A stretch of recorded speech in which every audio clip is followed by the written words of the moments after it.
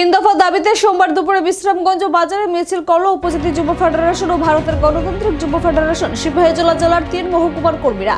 বিশ্রামগঞ্জ বাজারে motor stand থেকে বিশাল মিছিলটি শুরু হয়। বিশ্রামগঞ্জ বাজারে বিভিন্ন এলাকা পরিক্রমা করে মিছিলটি সিপাহীজলা জেলা শাসক অফিসের সামনে সমাপ্ত হয়। এদিনের মিছিলে উপস্থিত ছিলেন ভারতের গণতান্ত্রিক যুব প্রদর্শন রাজ্য কমিটির সম্পাদক নবারুণ দে, উপজাতি যুব ফেডারেশনের সহকর্মী সমর্থকরা। এদিনের মিছিলে 3 দফা দাবি নিয়ে আলোচনা করলেন ভারতের গণতান্ত্রিক যুব ফেডারেশনের রাজ্য কমিটির সম্পাদক নবারুণ দে।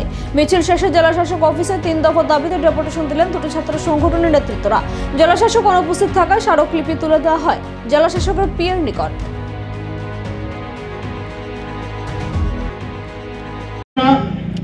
পাঁচটি জেলায় এই মিছিল সভা সংগঠিত করেছি। প্রধানত 3টা দাবি, যে আমাদের রাজ্যের বেকার, শিক্ষিত, অর্ধশিক্ষিত যুবক যুবতী তাদের কর্মসংস্থানের জন্য সরকারকে আন্তরিক উদ্যোগ গ্রহণ করতে হবে এবং যা প্রতিশ্রুতি ছিল তা দ্রুত বাস্তবায়ন করতে হবে। আমাদের 2 নম্বর দাবি হচ্ছে, গোটা রাজ্য জুড়ে যে দুর্নীতির ভয়াবহ রমরমা চলছে, একদিকে দুর্নীতি আরেকদিকে জঙ্গলের রাজত্ব, তার অবসান করতে হবে।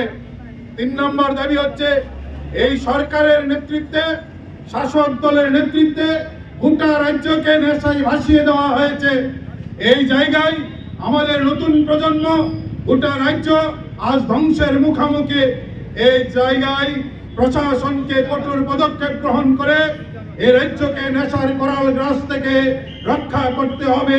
এই 3টা দাবি নিয়ে আমরা রাজ্যের 8টা জেলার জেলা শাসকের কাছে যাচ্ছে।